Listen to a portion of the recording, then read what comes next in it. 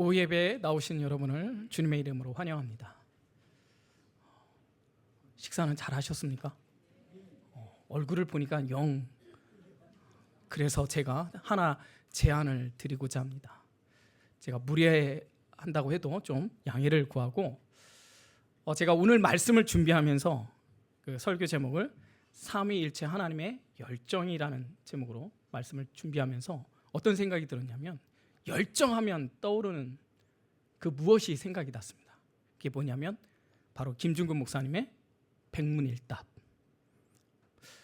이게 뭐냐면, 제가 이제 이렇게 외치기만 하면 여러분들은 예수 그리스도만 하면 돼요. 아시겠죠? 근데 예수 그리스도 그냥 입만 하는 게 아니라 이렇게 두 손 잡고 한번 예수 그리스도 이렇게 한번 외치는 거예요. 한번 연습 한번 해볼게요. 오늘 찬양의 주인공은 누구십니까? 예수 그리스도.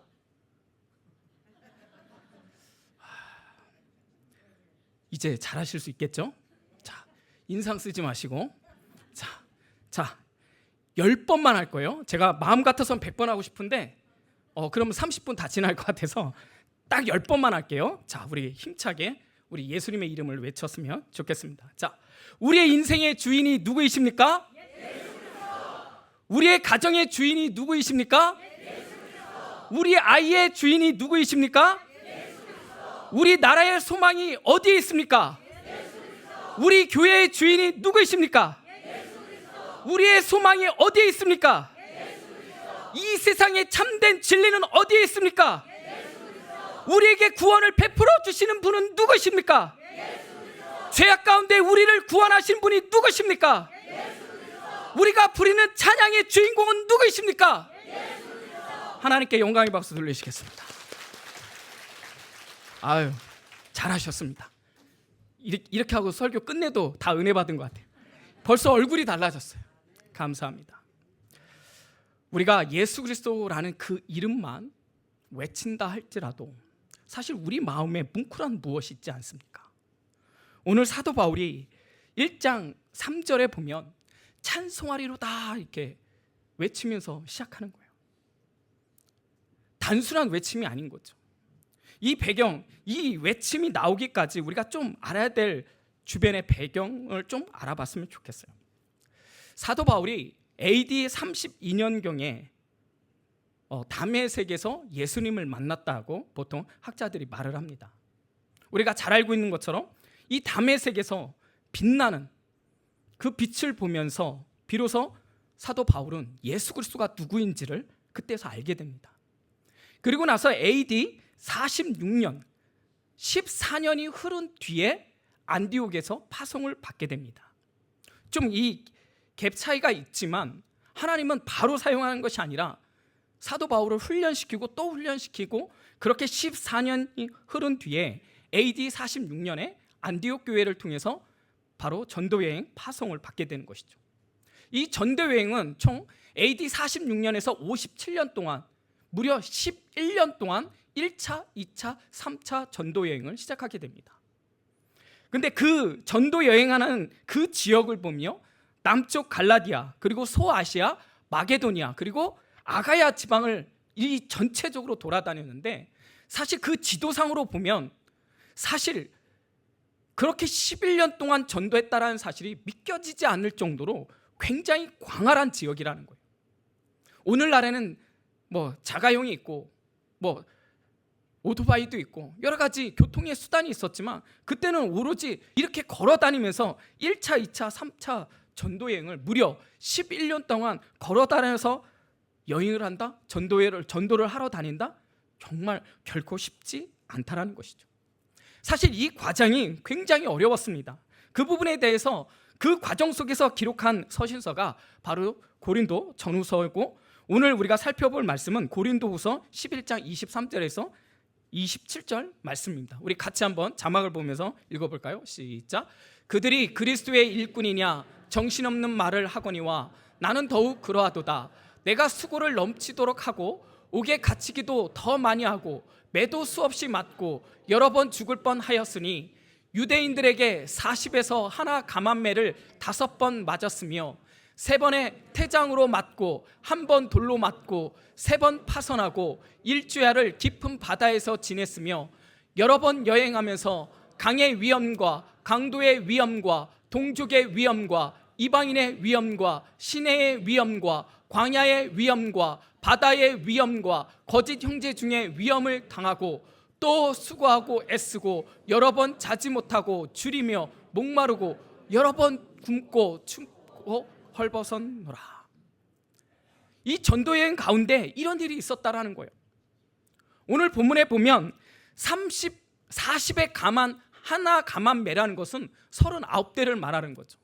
여러서 말하는 이 매는요, 그냥 단순한 우리가 회초리 같은 매가 아니라요, 건장한 장년이 이게 들을 수 있을 만큼 두꺼운 기둥 같은 매를 말하는 거예요. 여러분, 그거를 한번 내리친다고 생각해 보세요. 어떨까요? 여러분, 그것을 39대를 맞는 거예요. 40대는 쉽게 말해서 죽음을 말하는 거예요. 그래서 39대를 때리지만 보통 30대만 넘으면 어떻게 될까요? 거의 죽는다고 합니다. 그리고요, 그 기둥 같은 그 매를 내리쳤을 때 그 허리가 어떻게 될까요? 부서지지 않을까요? 아작나지 않을까요? 여러분, 그 살찜이 제대로 있을 수 있을까요? 제대로 붙을 수 있을까요? 여러분, 근데 무려 이것을 몇 번을 맞는다고요? 5번을 맞아요. 5번. 여러분, 어떻게 이게 가능하죠? 사도 바울은 하나님의 사도이기 때문에 뭐 하나님의 특별한 능력을 주시지 않았을까? 아니요, 그렇지 않다라는 거예요. 여러분, 40에 하나 가만매를 5번 맞았고 그 다음에 뭐라고 나와 있어요? 태장을 3번 맞았다고 얘기해요. 여러분, 한번 생각해 보세요. 그 5번을 맞는 동안 여러분, 제대로 이 몸이 성한 적이 있을까요? 어쩌면 나을 만하면 또 맞았지 않았을까요? 이제 좀 상처가 아물만 하니까 또 어떻게 해요? 매를 맞아요. 여러분, 그 고통 이루 말할 수 없을 만큼 고통스럽지 않았을까요? 그리고요, 오늘 본문에 보니까 배를 또 3번이나 파선을 당해요. 심지어 돌로 맞아요. 돌로. 여러분, 상상이 되세요? 돌을 얼마나 맞았든지 머리가 깨지는 거예요. 온몸에는 피가 범벅이는 거예요. 나중에 하도 맞으니까 쓰러지니까 사람들이 뭐라고 얘기하는 거예요? 죽었다. 야, 이제 죽었나 보다. 버려. 성문 밖으로 그냥 내동기 치는 거예요. 여러분, 근데 그 다음날 어떻게든지 또 살아나는 거예요. 사도 바울이 어땠을까요? 살았네. 여러분, 이랬을까요? 저는 적어도 그 사도 바울은 다시 일어나서 하나님 앞에 감사기도 드렸을 것 같아요. 아직 생명이 있구나. 여러분, 그뿐만 아니에요. 또 전도하는 거예요. 강도의 위험을 만납니다. 동족의 위험을 만납니다. 계속 주변에서는 내버려 두지 않는 거예요. 여러분, 이 정도면 좀 하나님이 너무하지 않아요? 저는 솔직히 이 말씀을 읽으면 이해가 되지 않아요. 어떻게 하나님이, 여러분, 사실 하나님 앞에 이렇게 전도여행을 하면 모든 거 다 버리고 전도여행 떠난 거잖아요. 누구보다도 잘 살 수 있고 권력을 누릴 수 있는 사람이 사도 바울이었잖아요. 근데 다 버리고 주를 위해서 전도여행하고 있잖아요. 그러면 강도를 만나도 좀 피해야 되지 않겠습니까? 배가 어떻게 파손될 수 있어요? 하나님이 보호해 주셔야 되지 않아요? 아니, 어떻게 매를 40의 가만매를 어떻게 5번이나 맞아요? 한 번도 억울해 죽겠는데. 여러분, 좀 피할 길을 열어주셔야 되지 않아요? 그런데 하나님은 그렇게 하지 않아요. 더 놀라운 거는요, 사도 바울 아닙니까? 그런데요, 툴툴 털고 다시 전도여행 하는 거예요. 여러분, 이해가 됩니까? 근데 한번 이렇게 생각해 보자고요. 만약에 사도 바울처럼 이런 모진 고난과 고통을 당했을 때 구원을 받을 수 있다면, 여러분, 이 구원을 받기 위해서 이렇게 전도여행 할 수 있으십니까?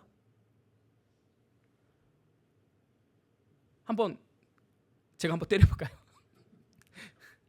여러분, 맞을 수 있어요? 감당할 수 있어요? 그런데 하나님은 그렇게 하지는 않았죠. 사실 사도 바울의 당한 그 고난에 비하면 우리는 사실 아무렇지도 않잖아요.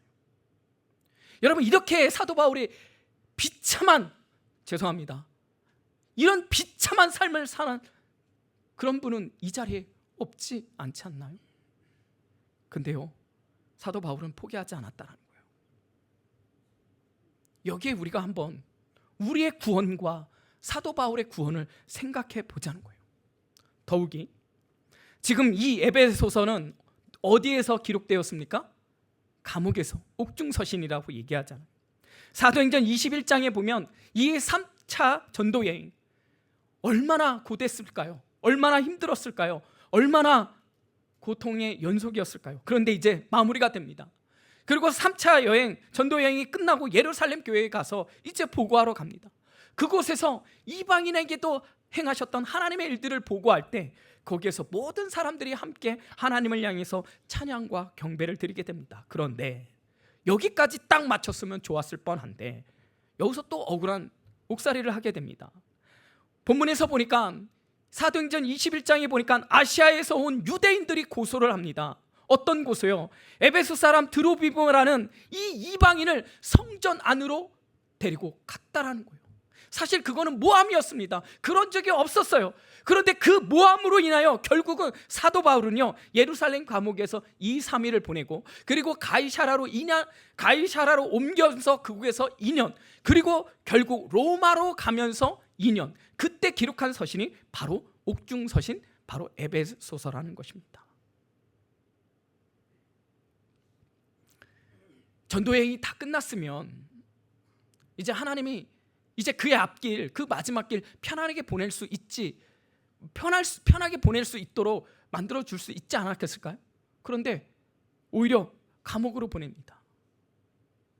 여러분, 그 안에 분노가 없었을까요? 모르겠습니다. 억울함이 없었을까요? 모르겠습니다. 하나님에 대한 원망이 없었을까요? 모르겠습니다. 저 같으면 그럴 것 같아요. 너무나 억울할 것 같아요. 너무나 속상할 것 같아요. 하나님한테 따지고 싶을 것 같아요. 왜? 근데요, 사도 바울은 그 순간에도 하나님을 향해 찬양했다라는 거예요. 그리고 오늘 본문은 이렇게 시작합니다. 찬송하리로다. 여러분, 기가 막히지 않아요? 그러면 지금 이 감옥에 갇혀 있는 사도 바울의 몸은 성했을까요? 아니요. 제가 볼 때는 망가진 대로 다 망가지지 않았을까 싶어요. 너무나 힘들었을 거예요. 그런데요, 지금 그 에베소 교회를 향해서 서신서를 기록하는데 그는 찬송하리로다는 그 말 한마디에 무려 3절에서 14절, 우리는 12절로 되어 있지만 헬라어로는 한 문장으로 되어 있어요. 여러분, 멈출 수 없는 거예요. 그 감격, 나에게 주셨던 그 하나님의 구원의 은혜와 은총을 생각하니까 멈출 수 없는 거예요.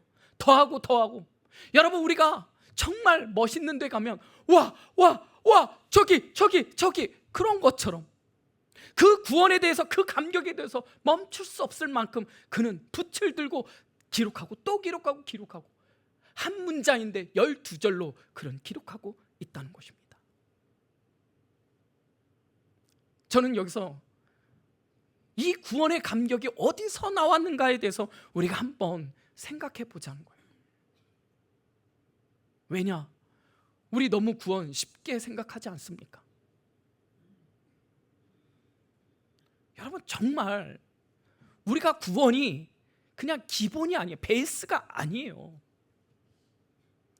우리 먼 훗날 여러분, 누군가가 이 자리에 있는 분들이 그 먼 훗날 그 자리에 없다면 너무나 두렵지 않아요?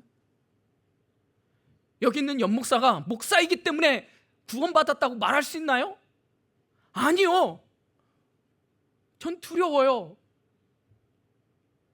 여러분, 사도 바울도 자신의 구원에 대해서 두려움을 가졌던 사람이었는데 하물며 저 같은 무지랭이가. 근데 우리 구원 너무 쉽게 생각하는 거 아니에요? 예수 믿고 구원받고 예수 믿고 천국 가는 거 너무 단순하게 생각하지 않아요?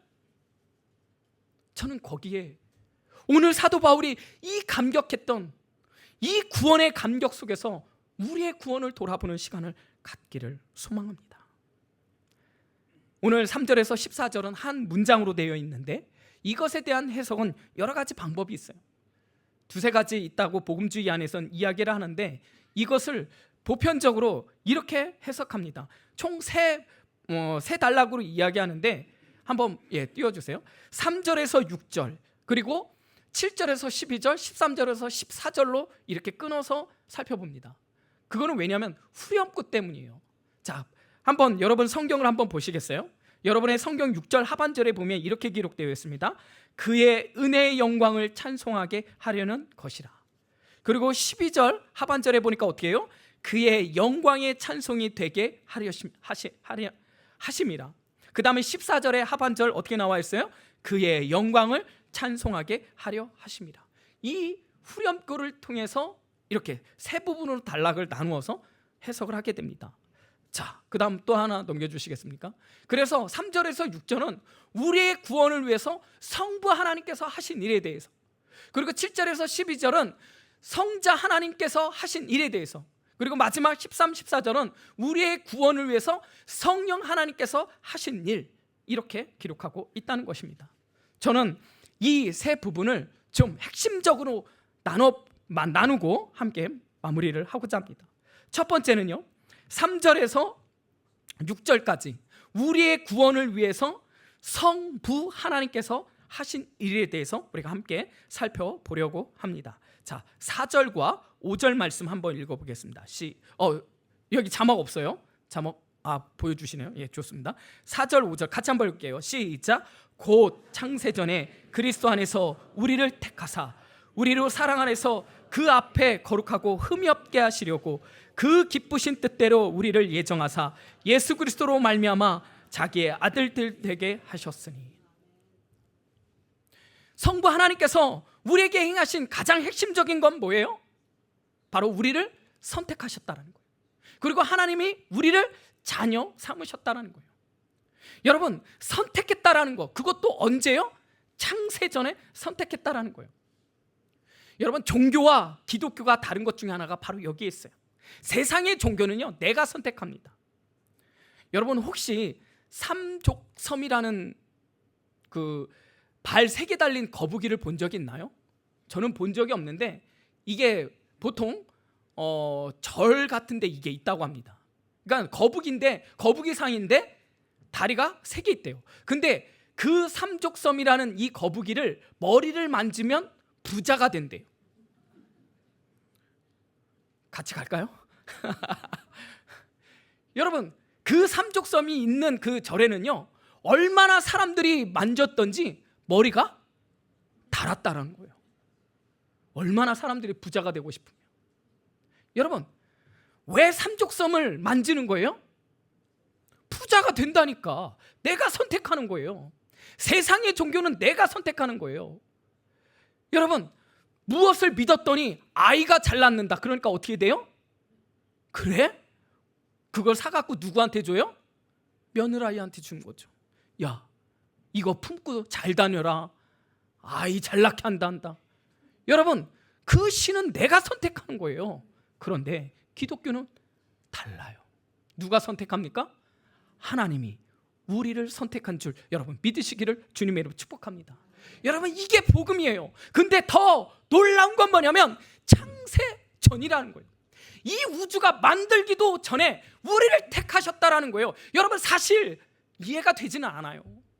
근데 성경 분명히 말씀하고 있어요. 창세전에 그리스도 안에서 우리를 택하사. 여러분, 우리를 창세전에 택하셨다는 핵심적인 이것을 통해서 우리에게 주는 메시지는 뭐예요?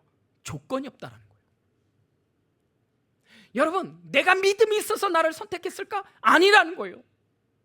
여러분, 여기 있는 연목사가 하나님 잘 믿게 생겼죠.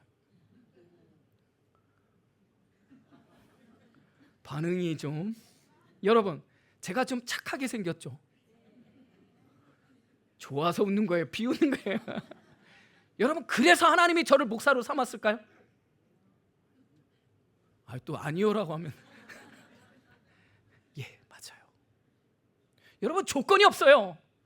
예수를 잘 믿기 때문에, 말씀을 잘 순종하기 때문에 아니라는 거예요.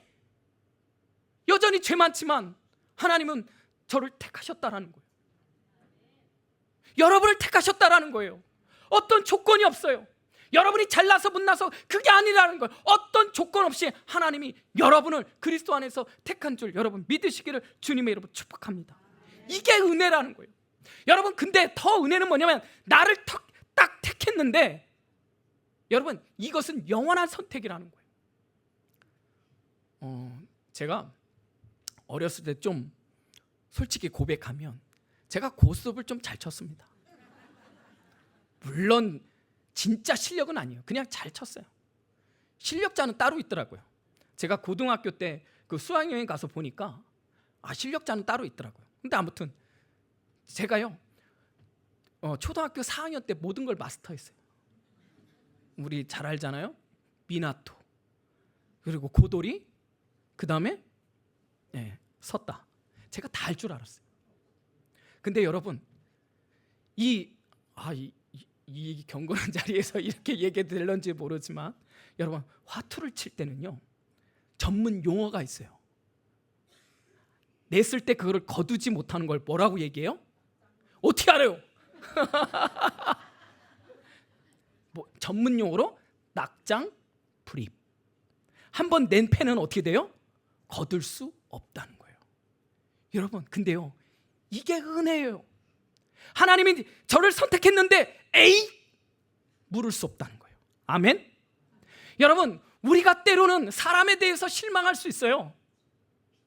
기대했는데 그 기대에 어긋났을 때 그 사람과의 관계를 끊고 싶을 때가 있단 말이에요. 그런데 하나님은 그렇지 않다라는 거예요.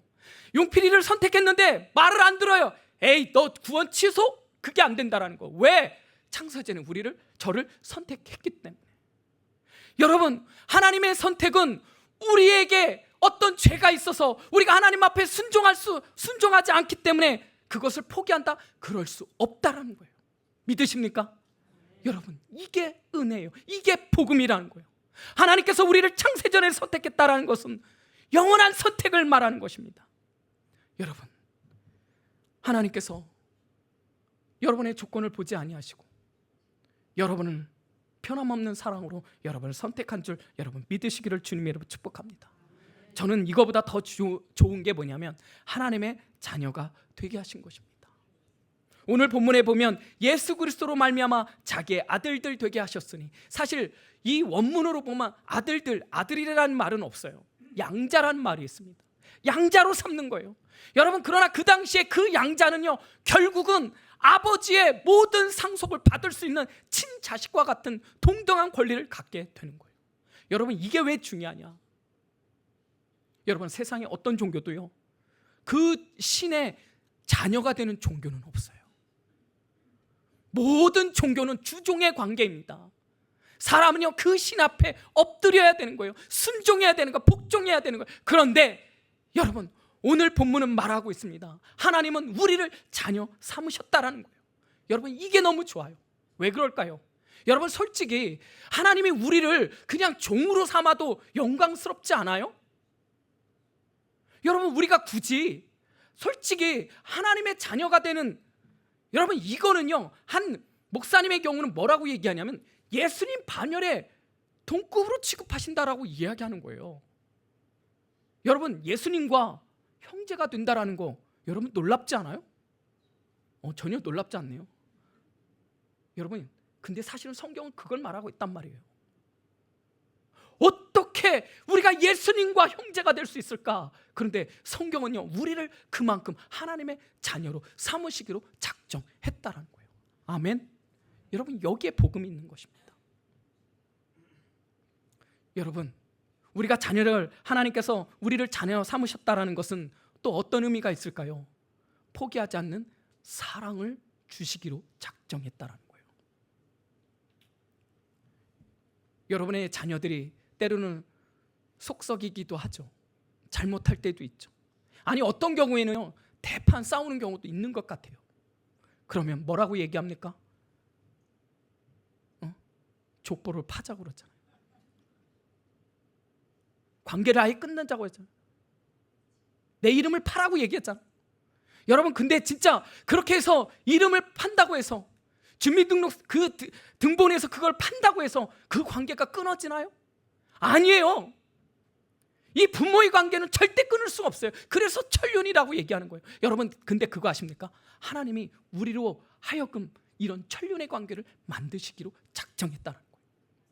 여러분 자녀를 포기할 수 있습니까? 말 안 듣는다고 해서 그 자녀를 내버려 둘 수 있습니까? 아니라는 거예요. 속상해도 말을 듣지 않는다도 그 자녀를 포기할 수 없는 거예요. 왜요? 내 자녀이기 때문에. 여러분 바로 그것이 하나님의 은혜인 줄 여러분 믿으시기를 주님 이름으로 축복합니다. 하나님은 여러분을 포기하지 않아요. 하나님은 여러분을 내버려 두지 않아요.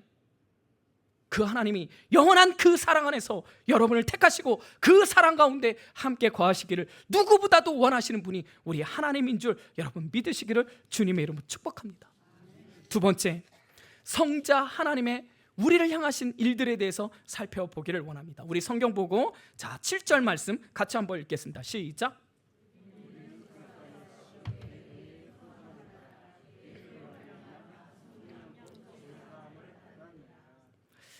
그의 피로 말미암아 속량 곧 죄사함을 받았느니라. 여러분 우리가 어떤 존재인지를 알아야 되는 거예요. 성경은 우리를 뭐라고 표현하고 있냐? 본질상 진노의 자녀라고 얘기하는 거예요. 진노의 자녀. 왜요? 죄가 우리를 그렇게 만드는 거예요. 또 성경에 보니까 그 우리는 죄 노예라고 이야기합니다. 죄 노예, 죄에 끌려가는 사람들이라는 거예요. 우리가. 그런데 여러분 생각해 보세요. 그 노예였던 우리가, 그 죄 노예였던 우리가 해방되려면 어떻게 해야 될까요? 죄값을 치르는 거예요. 그래서 오늘 본문은 이렇게 이야기하는 거예요. 그 피로 말미암아 속량. 여러분 속량이란 뜻은 무엇입니까? 노예를 사서 풀어주다라는 뜻을 갖고 있는 거예요. 여러분 노예를 풀어주기 위해서는 먼저 어떤 대가를 치러야 되는 거예요. 값을 치러야 되는 거예요. 그것이 속량이라는 거예요. 그런데 우리가 죄에 대해서 그 죄에 대해서 자유함을 얻기 위해서는 대가가 필요한데 그것이 무엇이냐? 바로 예수 그리스도의 핏값이라는 거예요. 그래서 예수님께서 어떻게 하는 거예요? 나를 대신해서 십자가에서 못 박혀 돌아가시는 것입니다. 히브리서 9장 22절 말씀은 이렇게 말합니다. 피 흘림이 없이는 죄사함이 없느니라. 반드시 죄에 대한 피 흘림이 있어야 된다라는 거예요. 그렇다면 우리는 이렇게 질문할 수 있죠. 왜 예수님의 피만 가능한가? 여러분 그것을 알기 위해서는 우리가 잘 알고 있는 유월절에 대해서 우리가 살펴볼 필요가 있죠. 출애굽 그 당시에 마지막 10번째 재앙이 무엇이었습니까? 바로 장자의 죽음이었던 것이죠. 여러분 그 장자의 죽음을 피할 수 있는 유일한 방법은 뭐였습니까? 어린 양을 잡아서 문설주와 임방에 어린 양의 피를 바르는 거예요. 여러분 그 죄를 피할 수 있는 유일한 방법은 어린 양의 피밖에 없다라는 거예요. 의리의리한 집이 중요한 게 아니에요. 가난한 집이라고 피할 수 있는 것이 아니에요. 자식이 많다고 아니요. 부자라고 아니요. 배운 것이 많다고 아니요. 오직 예수 그리스도의 피로 덮은 집만이 그 죄에서 벗어날 수 있는 거예요. 그 죽음의 사망에서 벗어날 수 있는 유일한 길은 그거밖에 없다는 거예요. 여러분 그 어린 양의 피가 무엇입니까? 바로 예수 그리스도의 피라는 것입니다. 사랑하는 여러분, 우리가 죄에서 해방될 수 있는 유일한 길은 오직 예수 그리스도의 피밖에 없는 줄 여러분 믿으시기를 주님의 이름으로 축복합니다. 여러분 중요한 것은 바로 이것이라는 거예요. 우리가 어떤 존재였는가, 우리가 어디서부터 해방되었는가에 대한 이 바른 지식이 우리가 얼마나 자유함에 있는지를 알게 되는 것입니다. 내가요 죄 가운데 있다라는 것을 알지 못하면, 내가 죄인이라는 사실을 알지 못하면 여러분 은혜를 찾을 수가 없다는 거예요. 여러분은 죄인입니까?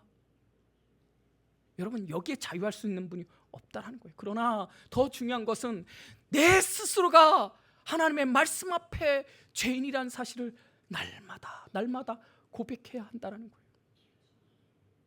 저는 이 예화를 너무나 좋아합니다. 한경직 목사님의 예화. 한경직 목사님 물러나시고 나서 항상 그의 서재에서는 울음이 끊어지지 않았다라는 거예요. 새벽마다 울고 계셨다라는 거예요. 사모님이 묻습니다. 당신 왜 이렇게 매일 새벽마다 그렇게 울고 있느냐고. 한경직 목사님이 그렇게 말씀하셨답니다. 말씀을 읽을 때마다 내가 얼마나 추악한 죄인인지, 하나님 앞에 죄인으로서 울지 않고서는 버틸 수 없다고. 여러분, 바로 이것 아닙니까? 여러분 스스로가 얼마나 죄인이라는 사실을 뼈저리게 느끼고 있습니까? 여러분 스스로가 얼마나 말씀대로 살려고 노력하고 있는지 알아요. 그러나 우리는 순간순간 넘어지지 않습니까?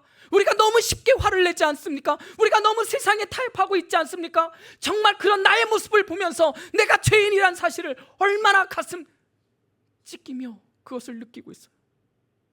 그것을 안다면 예수 그리스도의 그 핏값이 얼마나 놀라운 은혜인지를 알게 된 것이죠.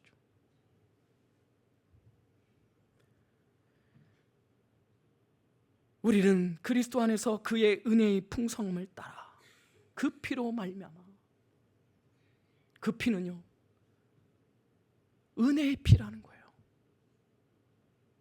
더욱더 놀라운 건 우리는 그 예수님을 향해서 사실은 구원해달라고 요청도 못하는 죄인 중에 죄인이었다는 거예요. 차라리 살려달라고 고백할 수만 있다면 오히려 나을지도 모르겠어요. 그런데 성경은 말합니다. 우리는 영적으로 어두워졌기 때문에 우리는 심지어 그 죽음 앞에서도, 그 사망의 그늘 앞에서도 우리를 살려달라고 말도 하지 못하는 존재였다는 거예요. 근데 그 예수님께서 나를 위해서 십자가에 못 박혀 돌아가셨다는 거예요. 사랑하는 여러분, 예수님의 십자가는 나를 위한 십자가이었다는 사실을 기억하시기를 주님의 이름으로 축복합니다. 마지막 세 번째는 우리의 구원을 위해서 성령 하나님께서 하신 일에 대해서 우리가 살펴보기를 원합니다. 우리 13, 14절 우리 같이 한번 읽겠습니다. 시작.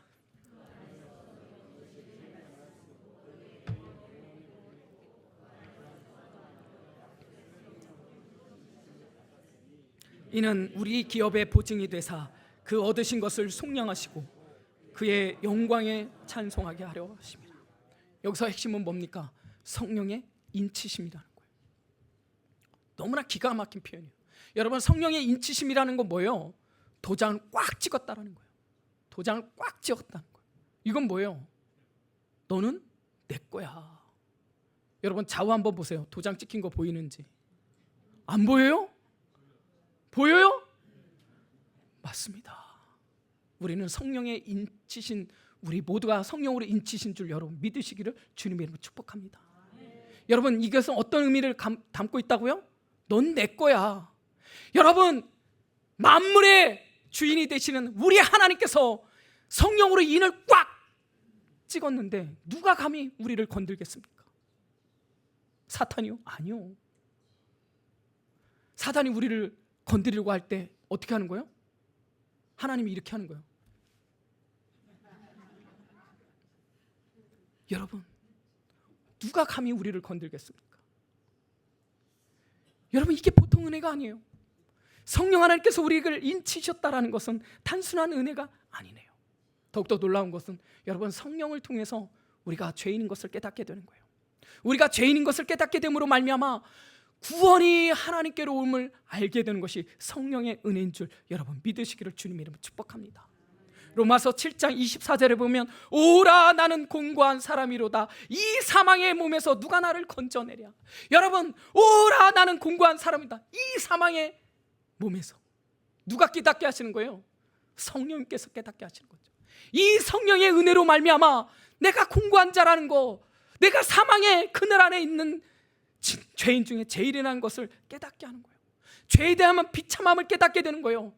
그것을 깨닫게 하시는 거로 끝나는 것이 아니라 그 성령을 통해서 우리가 하나님을 알게 하시고 예수 그리스도의 은혜를 알게 하시는 줄 여러분 믿으시기를 주님의 이름으로 축복합니다. 여러분, 성령은 마치어 엄마와 아이의 탯줄과 같은 역할을 하는 거예요. 그 생명을 성령을 통해서 전달하고 연결하는 것이 바로 성령의 역할이라는 것입니다. 그 성령님께서 우리와 함께 하시는 거예요. 우리를 보호해 주시는 거예요. 우리가 나중에 또 살펴보겠지만 성령의 견인이라는 것이 있어요. 성도의 견인. 이것은 무엇입니까? 여러분, 우리의 믿음은 연약하자. 그런데요, 우리 안에 말할 수 없는 탄식 가운데 우리와 함께 하시는 성령 하나님께서 우리를 이끌어가 주시는 거예요. 우리를 뒤에서 밀어주시는 거예요. 누가요? 성령님께서. 그것을 성도의 견인이라고 하는 거예요. 그것이 바로 성령의 역사라는 거예요. 성령님께서 여러분이 믿음이 떨어지지 않기를 위해서 기도할 뿐만 아니라 여러분의 믿음이 나약해질 때마다 여러분을 밀어주시는 성령 하나님이 있으신 줄 여러분 믿으시기를 주님의 이름으로 축복합니다. 여러분, 저는 여기서 한번 주목하고 싶어요. 마지막으로, 진짜 마지막이에요. 여러분, 하나님이 꼭 이렇게 하셔야 할까요? 만약에 하나님께서 이렇게 하는 거야. 가브리엘, 자, 용필이 데리고 와. 여러분, 그렇게 구원 받을 수 있을까요? 없을까요? 그렇게 해도 될까요? 안 될까요? 안 돼요? 하나님인데 그렇게 할 수 있잖아요, 솔직히. 그냥 가브리엘을 지키면 되잖아. 가브리엘, 저기 용필이 데리고 와. 그렇게 구원받을 수 있잖아요. 근데요, 오늘 본문을 보니까 성부, 성자, 성령 하나님께서 함께 나의 구원을 이루신다라는 거예요. 왜? 왜? 바로 그 사랑의 열정 때문이라는 거예요.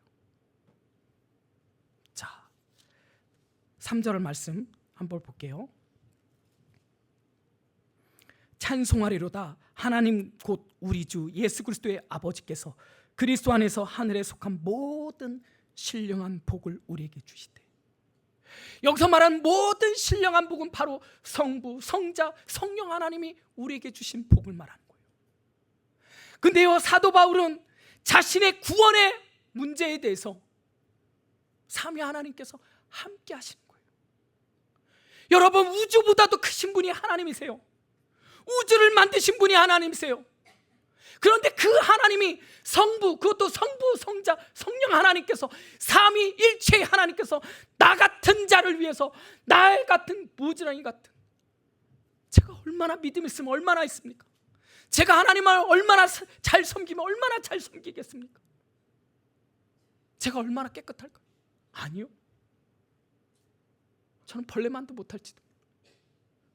그런데 그 어미하시는 우주보다 크신 그 하나님께서 이 지렁이만도 못하는 나의 인생 가운데 나의 구원을 위해서 계획하시고 독생자를 보내주시고 그 구원을 완성한다. 여러분, 말도 안 되는 거죠. 너무나 말도 안 되는 거죠. 그런데 그것을 깨닫기 때문에, 그것이 너무나 감격스럽기 때문에 사도 바울은 찬송하리로다 외치지 않을 수 없었던 거예요. 온몸은 망가져 있었어요. 맞고 또 맞고 그의 인생은 고난의 연속이었어요. 그러나 그 순간에 나를 구원하신 그 하나님, 우주보다 크신 그 하나님의 구원을 생각하니까 그가 터져나오는 거예요. 찬송하리로다. 여러분, 우리의 구원은 단순하지 않다라는 거예요.